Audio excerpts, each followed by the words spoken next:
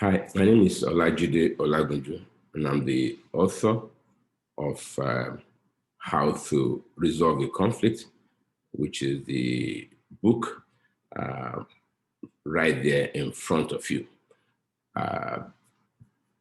You have come to a lecture series titled How to Resolve a Conflict, and this is lecture 21.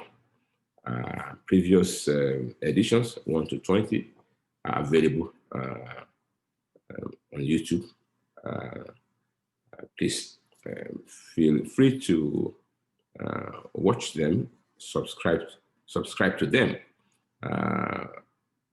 I may need to let you know at this moment that the first 20 editions qualify you to receive from one of our partner institutes a certificate in conflict resolution on condition that you send to us your interest in having a CCR, a certificate in conflict resolution, and then we'll tell you what are the things you need to do. Essentially, you would need to, in addition to following the lectures from lecture 1 to 20, you would need to do 10 mediations. That is, apply the skills you are learning in these lectures to 10 conflict situations. And then you report back to us, give us a report on each of the 10 mediations, conflict resolutions you have done. Let us know what is what the dispute is about, the process you use to resolve it, and the outcome. So the story of the dispute, the process you took, and the outcome. And then, but begin by sending to us your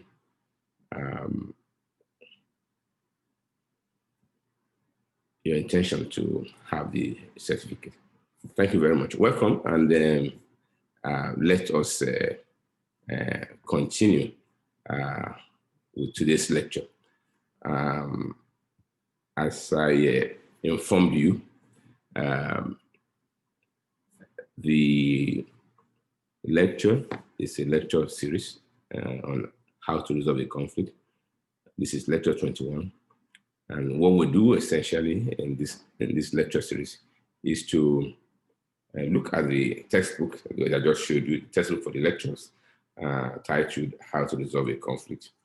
And then we read, and then we discuss. Thank you very much again for joining me. Today we are continuing with chapter 5, which is talking about the mediation process. We discussed some rules already, and we've been fleshing it out. Today, let's talk about unfailing courtesy. Unfailing courtesy.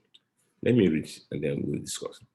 The only challenge of the preceding stage is the possibility of discourtesy caused by anger.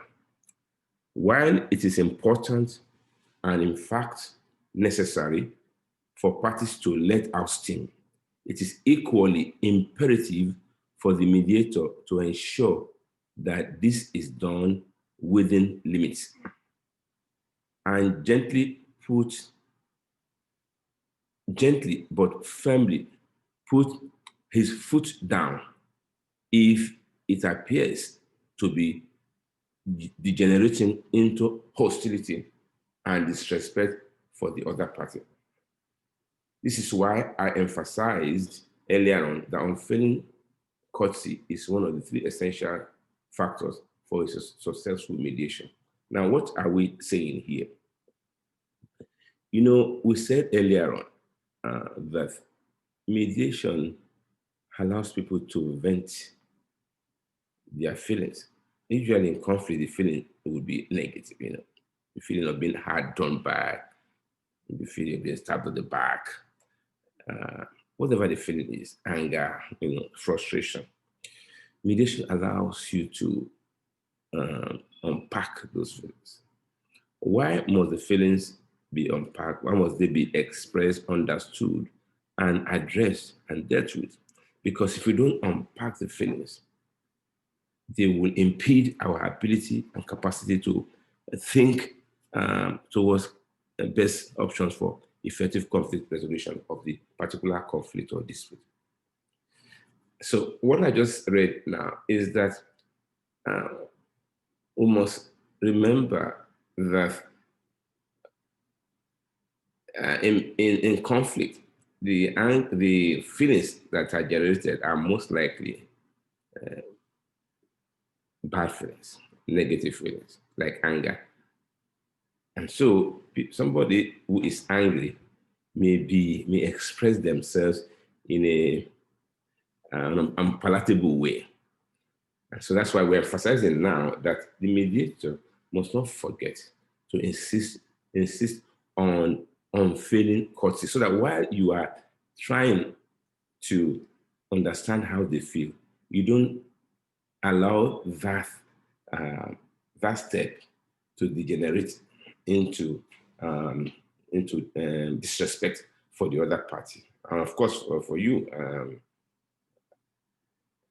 unfailing courtesy is the name of the game, particularly at the preliminary stage when parties are trying to put their thought across. So what do? At this stage, the mediator, I'm reading, should diffuse tension and aggression, listen actively and empathize, think creatively, enable others to define and clarify, work to build trust, use your personality, be professional. I believe what needs to be done is pretty straightforward. Of course, the first one, diffuse tension and aggression is pretty obvious because we're talking about people's expression of their feelings. So you need to manage it. You need to manage the aggression, their tension. We need to listen to them and empathize. Empathy doesn't mean you agree. It just means you understand how they feel. You know how the shoe feels. Think creatively. Okay. To manage the whole process of mediation, particularly manage feelings such as anger and other strong feelings. Of course, you need to think creatively. You need to be creatively. Your attention must be firm. Must be on top of things. Enable others to define and clarify. Yeah, so help them to really put forward precisely what it is they are trying to put forward.